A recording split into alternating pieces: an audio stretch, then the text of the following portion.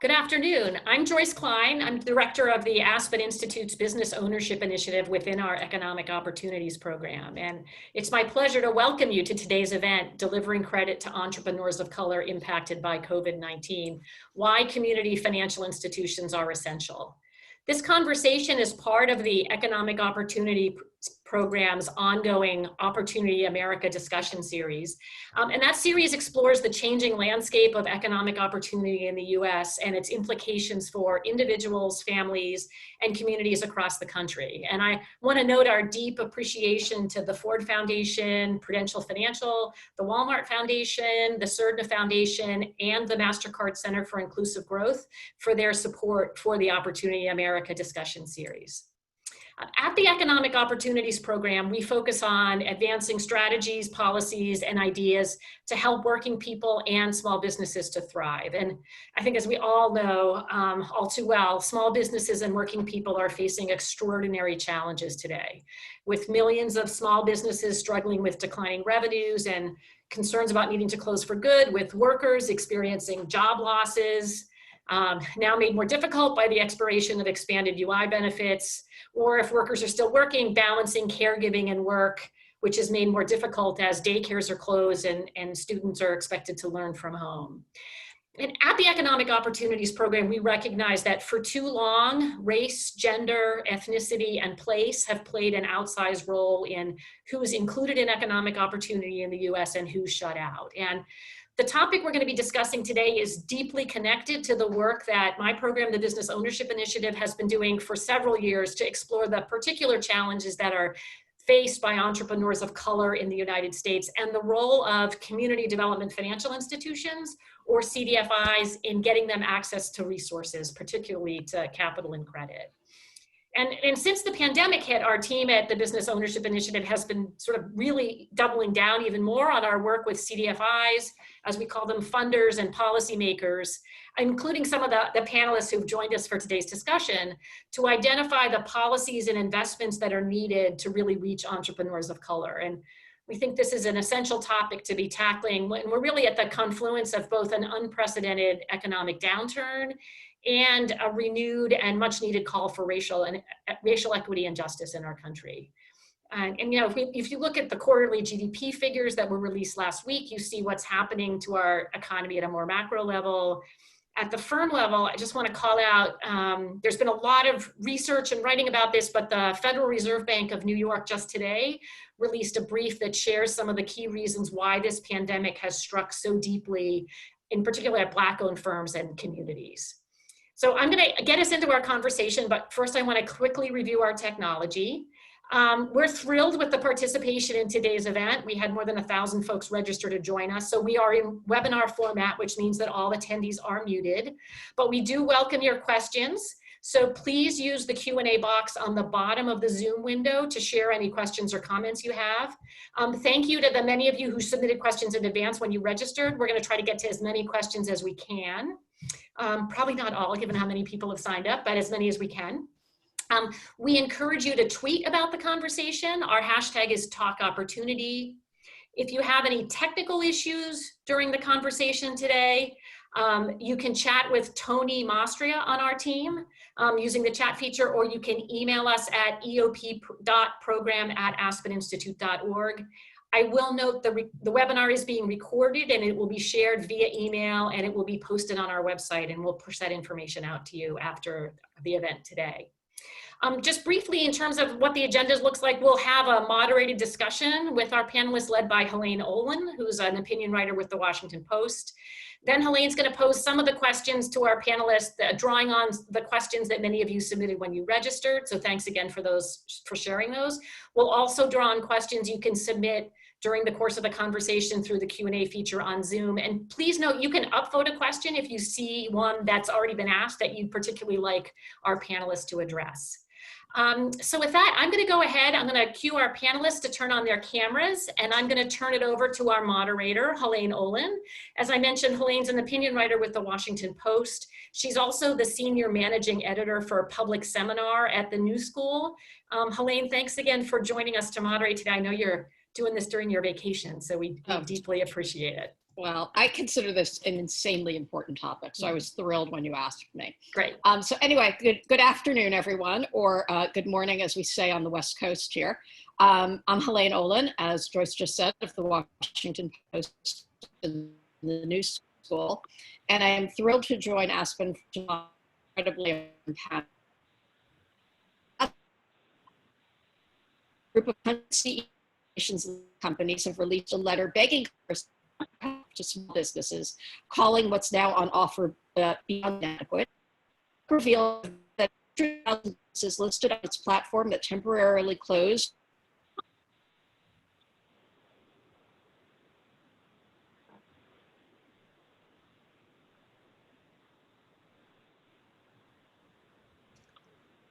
I think that we might have temporarily lost Helaine.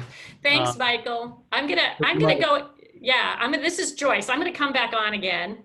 Helaine, we're losing you, so I'm gonna ask you if you can dial in by phone and speak up when you hear from us, or when you're back with us, and I'll turn it back over to you. Let me just do a brief intro of our panelists, if that's okay. Just so folks know, you had bios in the announcement, and so, but let me just tell you who's with us. We have Bill Bynum. Bill, if you want to give a wave, who is CEO with Hope, based in Jackson, Mississippi, large CDFI credit union. Bill, we're also thrilled that Bill's a member of the Board of Trustees with the Aspen Institute and a longtime partner of ours. Also, Michael Barr. Michael can wave. Michael has a lot of titles at the University of Michigan. I'm going to share one, the Joan and Sanford Weill Dean of Public Policy at the Ford School of Public Policy at the University of Michigan. And also our final panelist is Nicole Jordan-Reed. Nicole is the owner and founder of Nicole Jordan Catering, catering company based in Chicago, Illinois.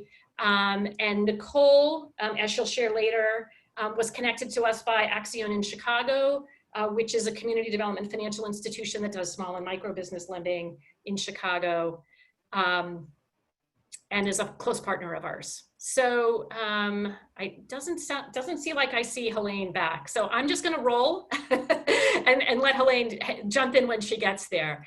So the first thing we wanted to do is just get to know you all as panelists a little bit and how you connect to this topic. So Nicole, we'll start with you. Tell us about your business, why and when you started it, and just briefly, because I know there's a lot to share here, but what has the impact of COVID been on your business? So I own, as has been stated, Nicole Jordan Catering here in Chicago, and we're a full-service catering company servicing the Chicagoland area.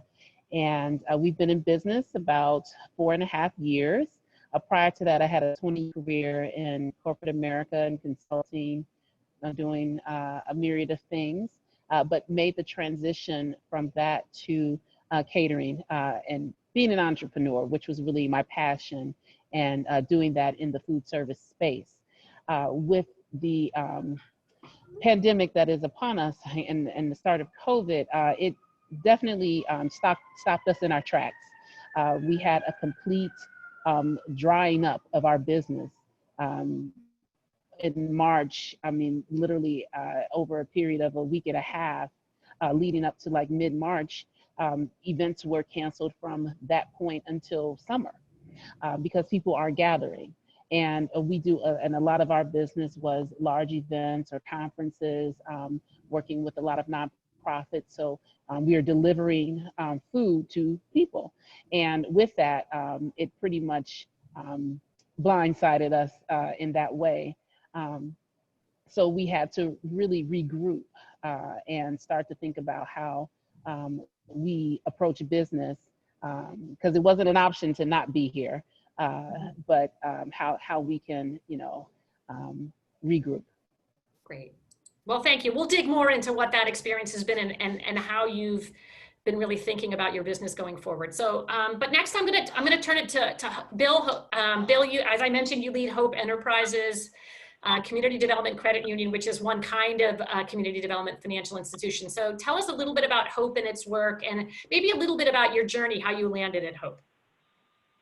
No, thanks, Joyce, and thanks for organizing this conversation. It's really important. I don't think we can talk enough about the communities that are disproportionately being affected and left behind during this, what I've heard referred to, I think, appropriately as a triple crisis. First, there was a health crisis, an economic crisis, and now you got the racial crisis that I think are very much tied together. You mentioned I work at Hope. We are in a region of the country that is synonymous with, unfortunately, with the deep entrenched poverty, a region where, a third of the counties in the country that have had over 20% poverty for half a century are in Louisiana, Mississippi, and Alabama, which are three of the states we work in, along with Arkansas and Tennessee. And it's not a coincidence that poverty is also in a region where we have some of the highest percentage of Black populations in the country. And so we were created, I stopped talking about organizations so much as a financial institution, as a community development financial institution, which we are, and we're proud to be one, but that's a tool to address these disparities that have limited people's ability to climb the economic ladder, whether it's health outcomes, education outcomes, access to healthy produce, jobs, affordable quality housing. So everything that people need to climb the economic ladder, they're lacking in this part of the region. And we, at some point, you need capital, you need financial tools to address those issues, and that's the piece of the puzzle we try to bring to the party. We have a loan fund that started back in the mid-90s with $1.5 million. We found out quickly that was not enough to transform the economy of the Delta, and so we looked at the banking system, and so eventually we created, we merged with a credit union and started Hope Credit Union, which leverages financial, federally insured deposits and uses that as our primary source of liquidity, and also a means to get people into the financial system. And so we cobble together tools, capital work, however we can, and use every tool in alphabet soup of federal and state programs, philanthropy, and try to bring that into a region and get it into the hands of people where wealth has been extracted for generations. Great. Thank you, Bill. Thanks for joining us today. And finally, I'm going to let Michael introduce himself. Michael, I mentioned you're currently the Dean of the Ford School at University of Michigan, and you've been involved there and work with entrepreneurs of color in Detroit. But your work with CDFIs and with issues of finance and law and policy go back to the Clinton administration, at least. That's where we met. Can you tell us about how your work has touched this issue that we're talking about today? Sure. Thanks very much, Joyce, for having me here today. And it's just great to be on the panel with you and Bill and Nicole. And as you mentioned, I got started in this sector working on these issues about 25 years ago. I was in the Clinton administration working on building the Treasury Department's Community Development Financial Institution Fund, CDFI fund, and other access to capital initiatives, anti-predatory lending initiatives to strengthen the Community Reinvestment Act, and then to build what became the New Markets Initiative and the New Markets Tax Credit for investing in low-income communities. And had a chance to visit with Bill in Clarksdale, Mississippi at a furniture factory there as President Clinton and I and others were running around the country trying to get the New Markets Tax Credit enacted. And then I continued that work at the University of Michigan, where I've been doing research on access to finance, access to capital for low-income communities. And then I went back into the Treasury Department under President Obama. And one of the issues that I worked on was access to capital and community development and housing finance issues, as well as the Dodd-Frank Act and the Consumer Financial Protection Bureau. We were also involved at that time in launching an emergency program for CDFIs hit by the financial crisis in 2008. And so that experience certainly has come back now. And then while I'm at the University of Michigan, I've been doing a lot of work in Detroit for many, many years. And most recently, worked with a former student at the Kellogg Foundation, James Walls, and with Ray Waters at the Detroit Development Fund to set up a Entrepreneurs of Color Fund that Ray runs in Detroit that serves minority businesses in Detroit. And then at the University of Michigan, we launched a program called the Detroit Neighborhood Entrepreneurs Project. And that project brings together students and faculty from the business school, the law school, the policy school, and our School of Art and Design to help minority-based, minority-owned businesses in Detroit's neighborhoods with access to the kinds of skills and networks they need to be successful. So in the current crisis, that program, DNEP, Detroit Neighborhood Entrepreneurs Project, has been working with businesses first to help them shut down properly during the shutdown, and then to move online, and now eventually to reopen in a safe way. So it's been a hard road for a lot of the businesses we work with. Great. So lots of perspectives folks can hear. And fortunately, Helaine's back with us. So I'm going to go quiet again. Helaine, we just went through the introductions of the members, got to know them a little bit, and I'll turn it back to you.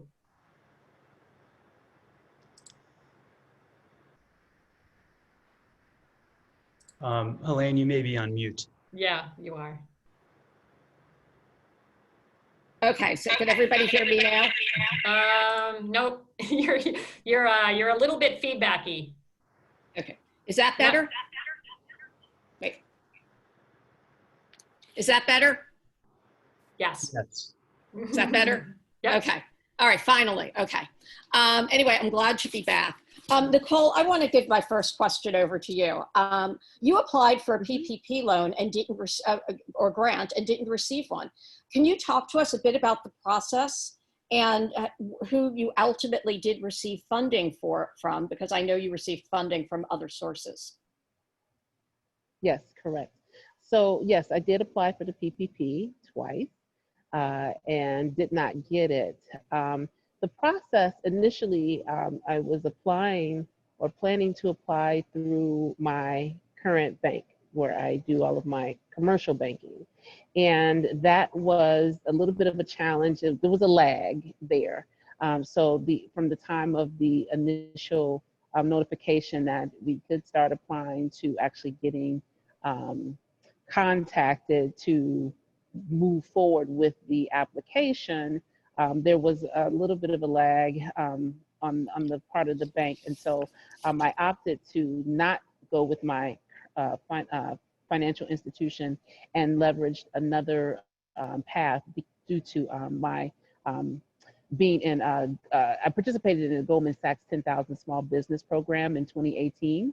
And so they made an offer to alumni to work with a lender that they had partnered with during this time for the PPP.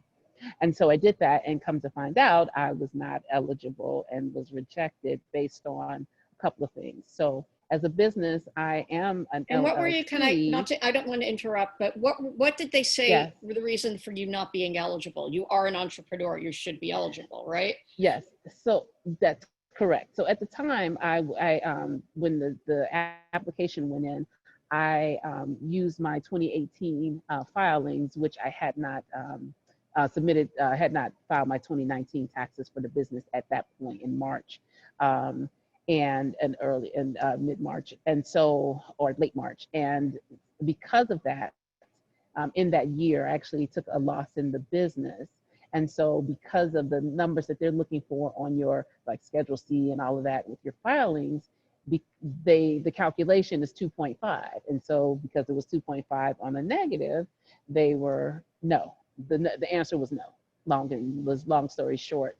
And I contract workers. So it's just me in terms of the filing on the PPP as it relates to an employee. But because of that Schedule C and that the taking the loss, it pretty much stopped it right in its tracks. And so that pretty much ended the PPP, which was a little disheartening. However, I was able to apply for the EDL with the SBA and receive the advance as well as a loan there, and then was successful with locally with the city of Chicago and the Chicago Small Business Resiliency Fund that was presented for small businesses. I had success there, and then received a couple of grants from private donor and a family foundation, a philanthropic foundation here in the city. And how did you find out actually about, worked out. Okay, how did you find out about all those opportunities? Because one of the things we hear repeatedly from small business owners like yourself is they don't even know where to turn, right? They get rejected from PPP and then they throw up their hands because they don't even know there are other resources out there. Can you just talk about that for one moment before I turn to the other panelists? Yes. Well, I'm a heavy networker, but I, have relationships with, and participate in things with the city of Chicago through our business office that VACP, Business Affairs and Consumer Protection here in Chicago, that administers licenses, and they do a lot of programming. So I keep abreast of all the things that are going on there. So like the Chicago Small Business Resiliency Fund, information is disseminated, I'm seeing that. But also I do a lot of work, or I connect a lot with some of our organizations here like Axion Chicago. I've received coaching, I've participated in a program, an entrepreneurial program with them. I've networked, leveraged heavily my own personal and professional networks and got connections to organizations, but I am always, and I'm a researcher. So I look up and I look up everything, and I'm always looking for something as it relates to my business, business growth, professional development. And so I'm actively keeping my ear and eyes open, as well as talking to people. I talk to other entrepreneurs who are also in a similar situation, and they share, and we share with each other. Okay, and one I'll ask my next question next time. Bill, you lead Hope, a community development credit union. Can you tell us a bit about the work and your journey to get there? Yeah, I shared a little bit about what we do earlier, but I think it's really important, and a lot of what I think I like to share is piggybacks on Nicole's story. It's just really amazing how so many other entrepreneurs found themselves in a very similar position, which is why CDFIs like Hope and so many other community development financial institutions and minority lending institutions across the country are so important because we are we are wired to fill the gaps that exist in the traditional financial system. We were created, CDFIs, because there are so many gaps where traditional banks don't serve. Whether it's because of redlining, because of their business model just doesn't align, because they're profit maximizing, but for various reasons, that leaves many entrepreneurs of color, rural entrepreneurs, low-income people, women, people who don't fit the box on the outside looking in. So, Nicole, it probably doesn't help when they say misery loves company, it's still misery. But you had a whole lot of entrepreneurs that found themselves in the very same position that you did, whether they had a banking relationship and applied for a PPP loan and found that they were at the end of the line or the back of the bus or not even on the bus, while the larger, more profitable, better relationships, had strong relationships with the lender and the bank, were able to get in, particularly in that first round of the PPP program. And so we were very glad to see that the policymakers ultimately listened to a wide range of advocates from across the country, CDFIs, small businesses, policymakers in local communities who said, look, our business is getting left behind. And ultimately, the Treasury Department, SBA, and Congress opened up the program and allowed CDFIs to participate, which is so important because a program that is designed to help small businesses should take advantage of those frontline institutions, those first responders in the most distressed communities, which are more often than not are going to be CDFIs, are going to be minority-led or owned financial institutions. When you look at minority institutions, for example, 6 of the 10 people in the communities that we have experienced are going to be Black or people of color, compared to 6 out of 100 in a non-Black owned or Black-led financial institutions. Just so by virtue of proximity, we're going to be more likely to serve those communities who are more likely to be undercapitalized and to not have a relationship with the mainstream financial institutions that allow them to get access to the PPP program. And quite honestly, just banking and financing on a normal basis. You know, the disparities in terms of access to capital are dramatic. And when you have a bank in your community, you're more likely to get a mortgage loan or a business loan or to be banked. It's just logical, but since the financial crisis, banks have closed in record numbers in those low-income communities, which are disproportionately going to be Black and brown communities. Okay. Michael, a quick question for you.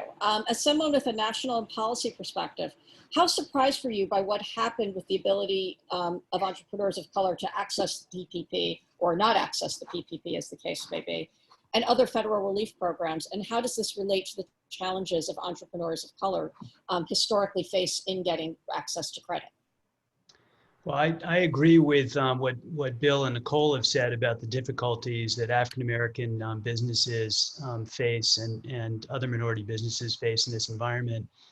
And it was predictable. I mean, I think that the administration made a mistake in the structure of the program, and they should have had first in their minds right from the start, serving really the hardest hit businesses, the really small businesses in neighborhoods, minority-owned businesses.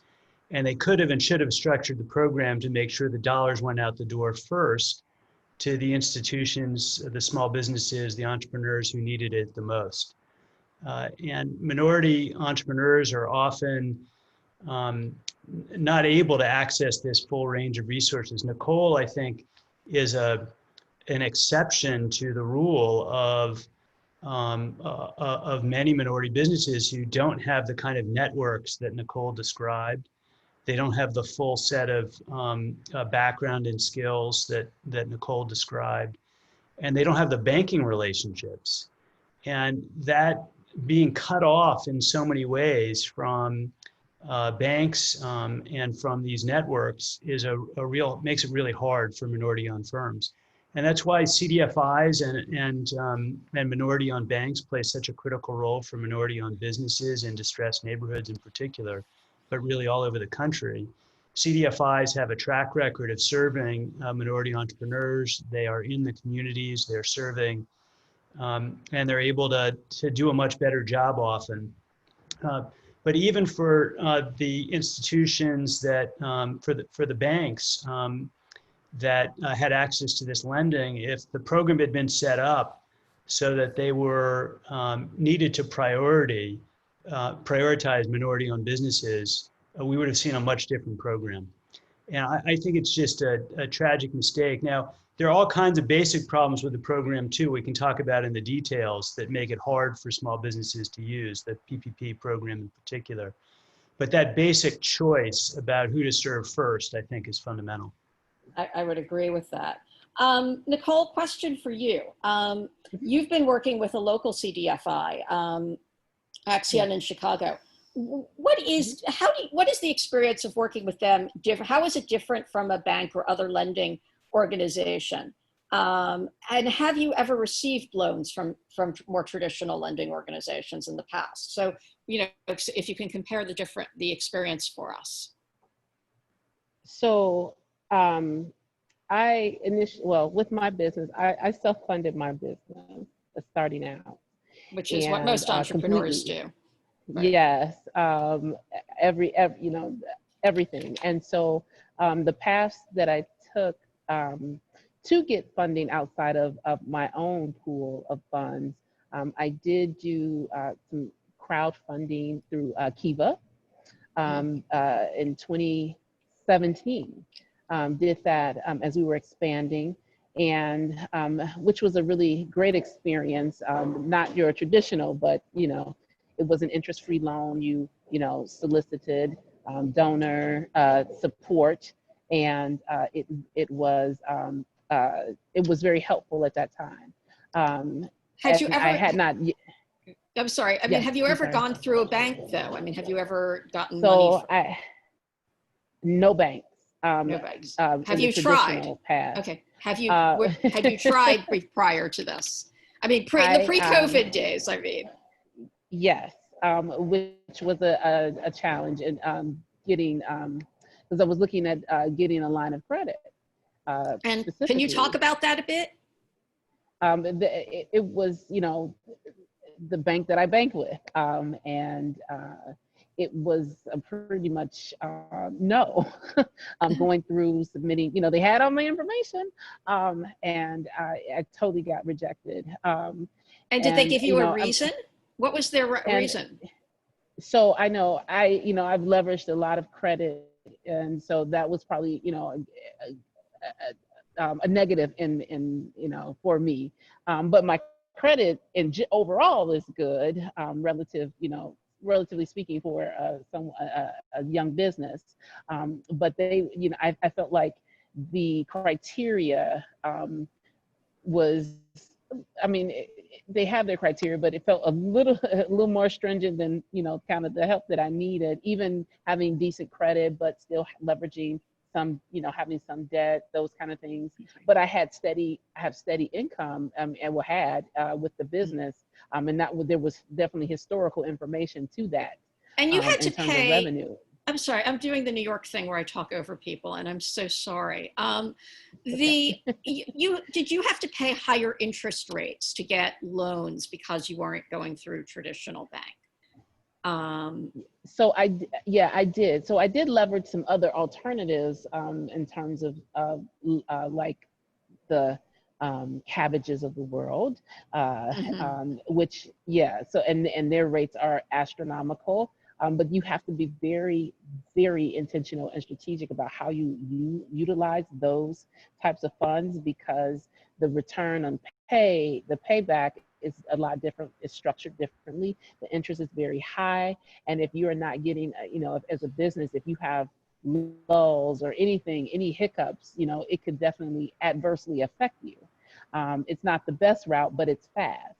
And so when I did need additional funds, it was fast. But going forward, I have looked at, and actually have been preparing myself to work with a CDFI Axiom to submit for a loan. But then the pandemic happened, and I had been getting some things in order for that. I had been preparing like financials for that. Okay, and one last question before I go to the next panelist. And I should say to everybody, I used to for years be the personal finance writer for Inc. So I give Nicole like 5 hours of my time right now. But the one last question, which is, how is the experience of working with a CDFI different than the banks and these other alternative lenders?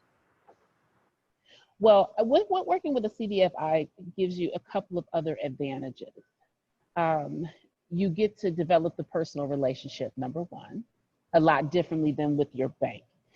Two, there are other wrapper services that help support you so that you can be positioned to successfully get through the loan process.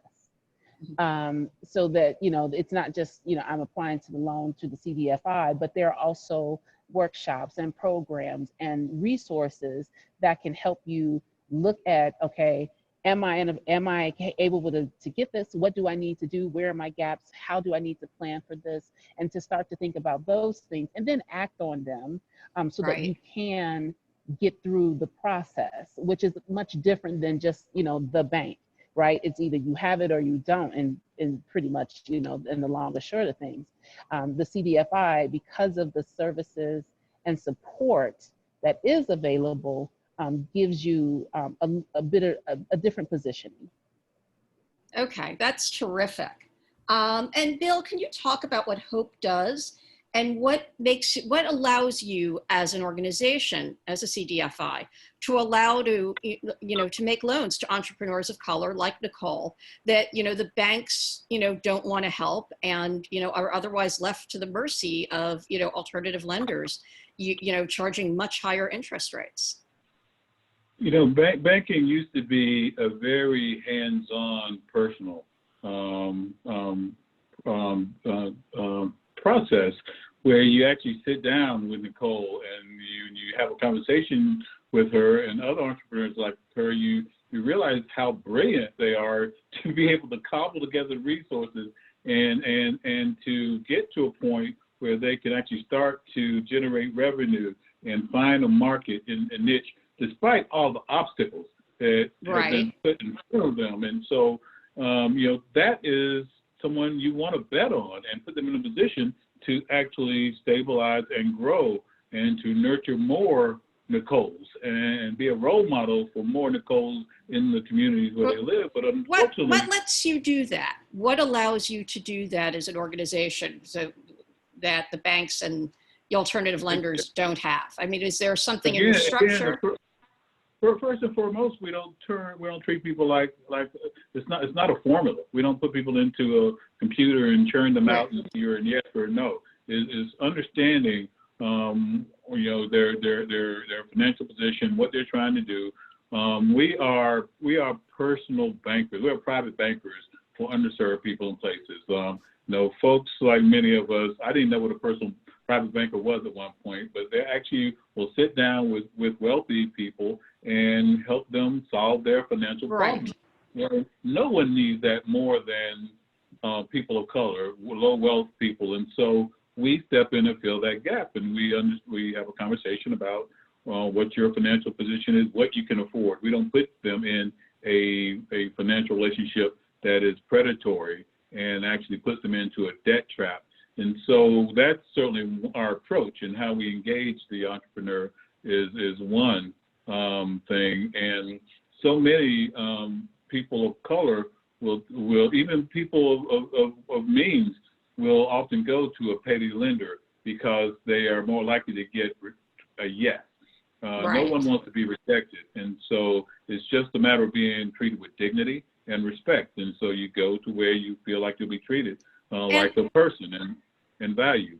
And is there something, I don't mean to interrupt, is there something in the way you're evaluating people that is, somehow more culturally sensitive, and does that translate into lower default rates or higher default rates or the same default rates? How does that work? We go to toe-to-toe with any financial institution in the country in terms of our performance. Our delinquencies may be higher because, quite honestly, the people we serve have less of a safety net. The wealth disparities, 10 to 1, 12 to 1, black-white wealth gaps, 1 to 100 black families with children compared to white families with children. And so you don't have those kind of wealth disparities and not get blown further when the winds get high. And so you're going to have some ups and downs and volatility that more people who are more affluent don't have. But we work with them. We were more flexible. A third of our portfolio, we've given some deferments or forbearance and flexibility during this crisis because we know that they have been hit harder and they have less of a safety net. And so we want to give them a lifeline to be able to get back on their feet. But we are also located in these communities. 80% of our offices are in majority minority census tracts or neighborhoods, or in low income, low wealth census tracts. 60 to 70% of our personnel and our management are people of color, and we live in these communities. We have to go to church, go to restaurants where you could go to a restaurant and interact with these people on a regular basis, and there's an accountability there. And I think one of the most important things about our structure, as you mentioned, we talked about, we're a credit union. We are owned by the people who are members of our credit union, and so we don't exist to maximize profit for a few shareholders. Our profits are recycled in order to provide lower rates, more access to capital. Okay, so that's okay. Thank you for that. Okay, so Michael, that brings me to you. You were very involved very early in from the federal government when they first created the CDFI fund, which provides important capital to these organizations. Why are they needed? Can you elaborate a little bit more on this? Why do the traditional banks not want to help minorities of color, help communities of color as much as they could or probably should? Well, I think Bill's example is an important one, and the operations that Bill runs in the Mississippi Delta and surrounding region are really phenomenal at taking that local knowledge and applying really high quality financial analytics with that local knowledge to figure out how to make profitable loans. And it's often the case that CDFIs can serve communities or choose to serve communities that banks or sometimes the online sector doesn't choose to serve, and certainly at rates that are much more affordable because they're driven by their mission. But sometimes when things are working really right, the CDFIs can show the path, show how to do this in a profitable way, show how to do this in a way that that respects the borrowers that the CDFIs are serving, and then others can come along and also join. And so when things are working right, CDFIs can lay the groundwork for more active involvement, often as partners with banks and sometimes with online lenders. Okay, quick question here to interrupt you again. What percentage of loan capital, going to entrepreneurs of color comes from traditional banks versus CDFIs? Do you know? I don't have that figure in my head. Bill might know, but predominantly for entrepreneurs of color, as Nicole was describing before, the primary method of financing is from their own funds, which are lower levels for minorities than for whites by a lot. So you're tapping into a resource that is already lower. And then friends and family, and then personal credit card. And it takes actually quite a while before you get on that list to getting a bank loan. It's very hard for minority entrepreneurs, particularly just starting out in the first few years of operation, but even long-term, if they're operating a business like Nicole's business, it is extremely hard to get access to a bank loan, even after you've been in business for quite a while. And that's why organizations like CDFIs can step in. There's a wonderful partnership, I was going to say, between Opportunity Fund, which is a CDFI, and Lending Club, which is an online lender.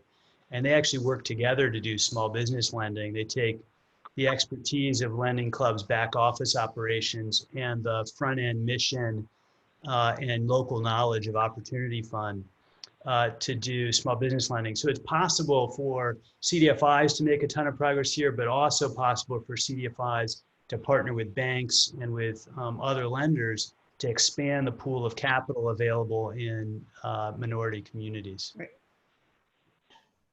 Bill, I've got a question. Helaine, let me jump in on Michael's that's great. Michael.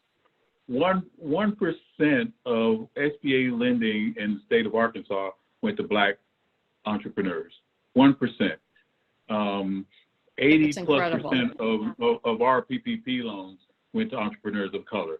That's just a small sample size, but it's unfortunately more indicative of the disparities in lending to entrepreneurs of color among CDFIs compared to traditional sources of capital. And you saw that in the New York Fed report that was released today as well, that overwhelmingly the PPP loans are not going to minority entrepreneurs. One of the questions in the chat box is this related to loan size? And it for sure is. I mean, really small businesses need smaller loans, and the fixed costs of making loans are, don't go away.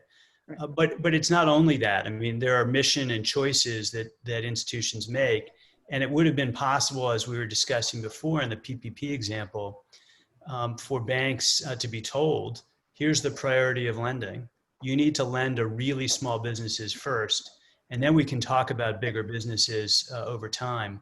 And they could have set up the program so small loans got funded first, which is a really nice approximation for a small business. And they didn't do that. And I think it would have made a big difference. Quick question for Nicole here, because I know you were in the corporate setting for a long time, so you might have known CDFIs. I don't know the answer to this, but did you only discover them during the COVID crisis? Did you know about them before? And had you thought of you were thinking of going to them before, but how did you find out about them? Like, how did this all come about? How did you discover them, basically? Well, I already had a relationship with CDFI. Before COVID, for a while. Right. How did you find out about them, though?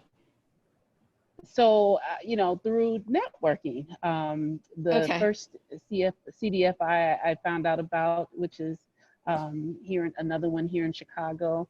I found out through literally in my network talking about me starting my business.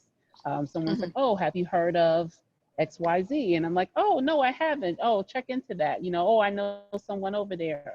And so I started to look that up, and then started to look up CDFIs even further, and found more information, learned about Axion, and then subsequently, over time, got introduced there. And so it was a matter of, speaking up and, reach and researching. But I actually wanted to make another point too, in terms of go ahead. One quick thing around challenges in terms of getting loans. And coming from as a small business, and even though with my background, still having the challenge, as small businesses, sometimes what also challenges us is our preparedness in certain areas.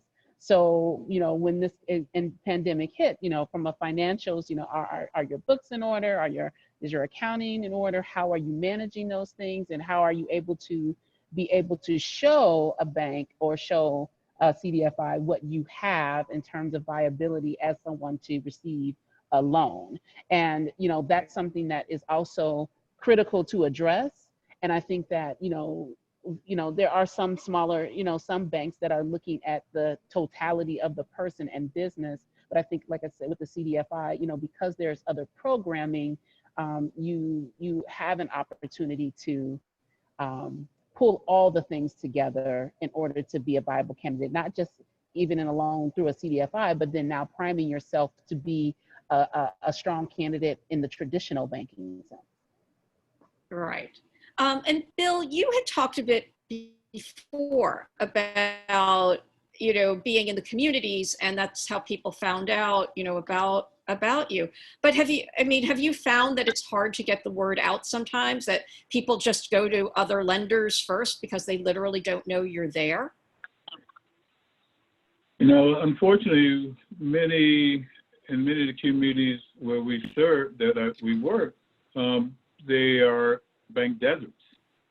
So there's no traditional bank that is providing access to capital in many rural communities.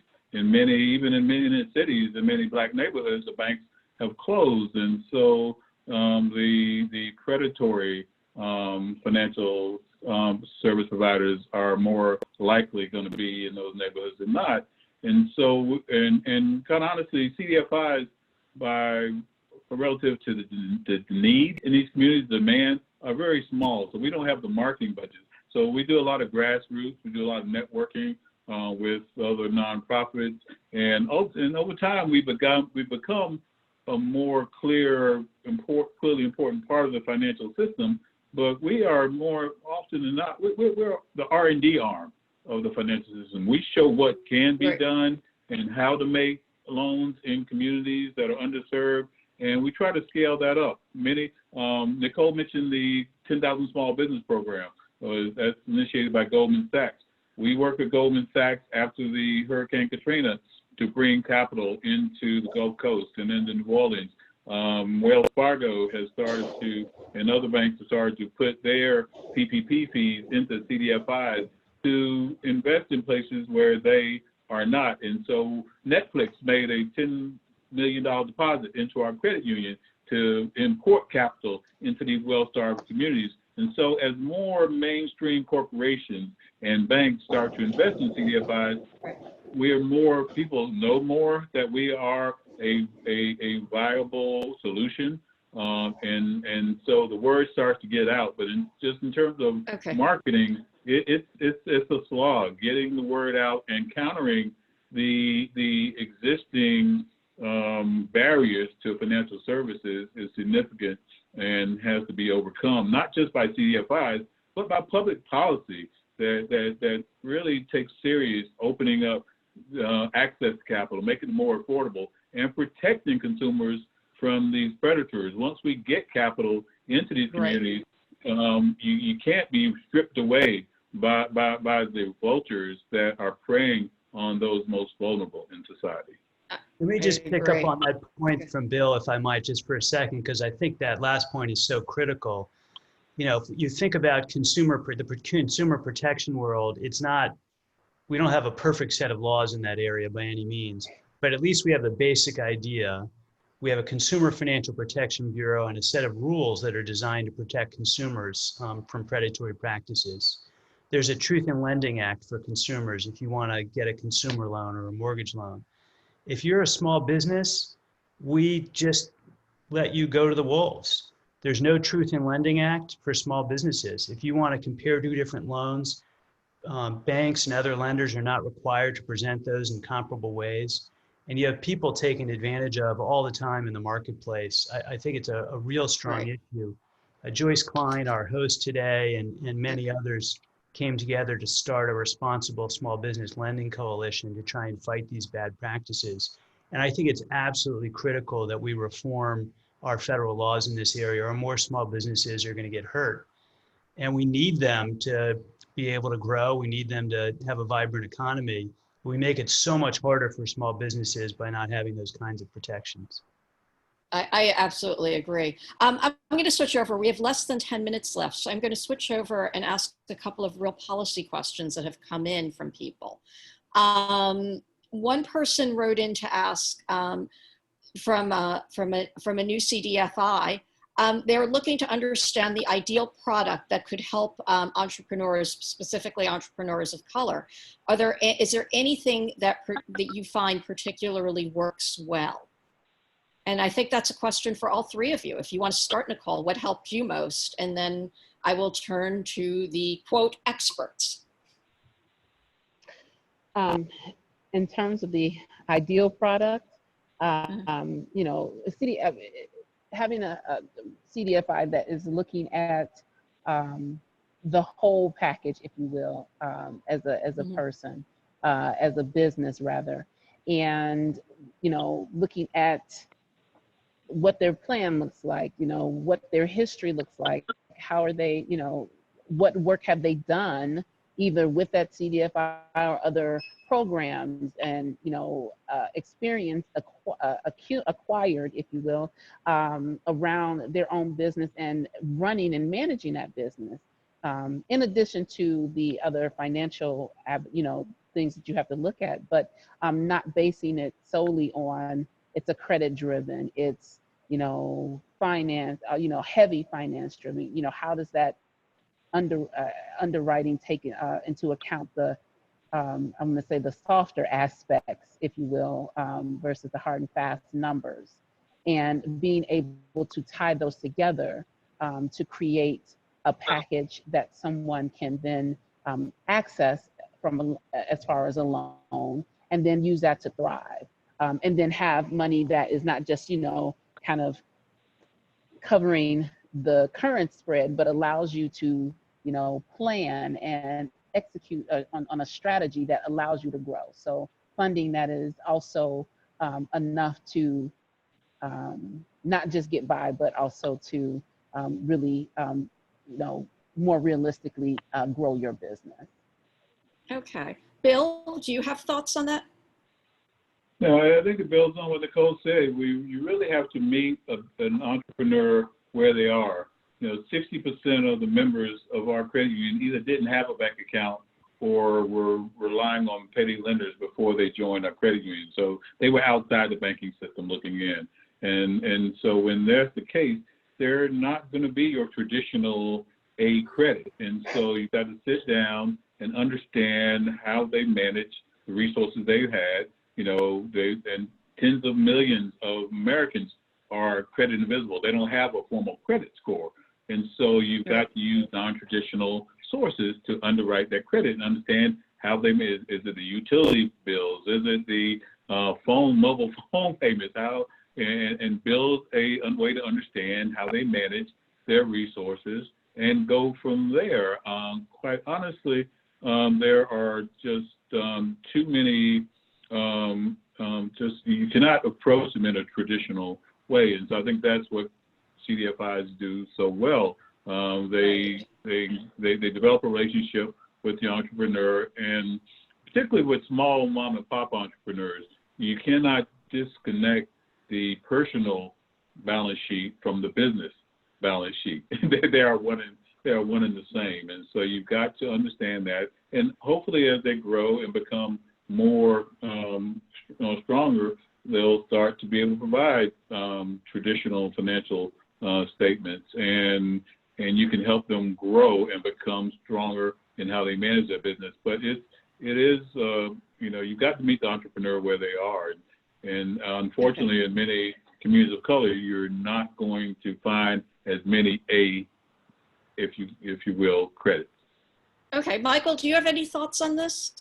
Just a quick point to add that in the current crisis, in the COVID-19 crisis, there's a totally new additional level of all these businesses being required really to shut down because of the global health crisis. And for that particular moment in time, we really need grants. And only the government can step in and do that. And do you feel there's any movement for that to happen? What are you seeing out there on the ground right now? I think there's opportunity. I mean, right now the government, the Congress, and the administration are trying to negotiate a fourth relief bill. And I think it's really critical for there to be relief focused on minority businesses and CDFIs in that bill. There needs to be a program that the Treasury Department and the Fed can run to provide liquidity to CDFIs. There needs to be emergency capital put into CDFIs. There needs to be massive expansion of the CDFI fund grant program, for example. And all these things can happen in this next bill if we have the political will. We know that CDFIs can execute on it and get the distribution mechanism going. We really need to see action on this in this next measure, or we're going to see continued a collapse of small businesses around the country. Is there anyone in the Senate or the House that you feel is really focused in on this issue? Is there any potential legislation out there? There are quite a number of, just to focus on the Senate side for a moment, Senator Warner, Senator Booker, Senator Coons are all very active in trying to make progress in this area. There are many others. What are they trying to do? What is, if you could be in 1 minute or less, if you could give a little bit about the legislation that is out there, specifics. Well, the senators are trying to get CDFI-focused money into this legislation to support minority-owned and other small businesses in economically distressed communities around the country through the three mechanisms I said: a Federal Reserve Treasury program for liquidity for CDFIs, emergency funding for CDFIs for their capital base, and grants to the CDFI fund.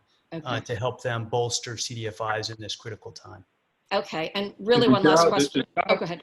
Yeah, the Jobs and Improved Neighborhood Investment Act, that's the Warner Booker bill. It's got bipartisan support. Several Republicans have signed on to that, which is amazing these days, that there's actually bipartisan support for some of the largest investment in the history of the CDFI sector. And importantly, it targets investments in places that and the need it most. As you said, minority communities, there's priority on minority-led CDFIs that are uncapitalized relative to their peers. And so there's some encouraging movement. Congress needs to back and get behind the Jobs and Neighborhood Investment Act. Okay, you just took my question. I was going to ask you, what specific legislation do you like the most out there? Okay, it is 3:01. And I think I need to wrap this up. So Helaine, this is Joyce. I'm actually going to jump in if that's okay, because I have a few logistical things, but thank you. You're absolutely right. It's time to wrap up. So thank you. Thank you. And thanks to everyone on our panel for taking the time to be with us today and to share your perspectives. This was a great conversation. I know we could have gone on much longer. So we have a lot of food for thought right now. I do want to share there, just highlight a few things that I think I would note. One is that, you know, I think all of our panelists really made the case that if you start a relief program that runs through the banks and the SBA, which have always struggled or not served entrepreneurs of color, that relief program is not going to reach the folks we're talking about today. And so we really need a delivery system, which is CDFIs, that can reach them. And we have done some writing about this. When you close out of this webinar, you'll get directed to a blog post that Bill and I wrote together along with Tim Ogden of the Financial Access Initiative that talks about some of these concepts, funding the CDFI fund, what the Federal Reserve could do to provide liquidity. So that's all important, and direct you to that. So just in terms of wrapping up, I want to thank my Aspen Institute colleagues who do such a fabulous job of organizing and supporting these events. Want to thank all of you in our audience for joining us and sharing your questions and comments.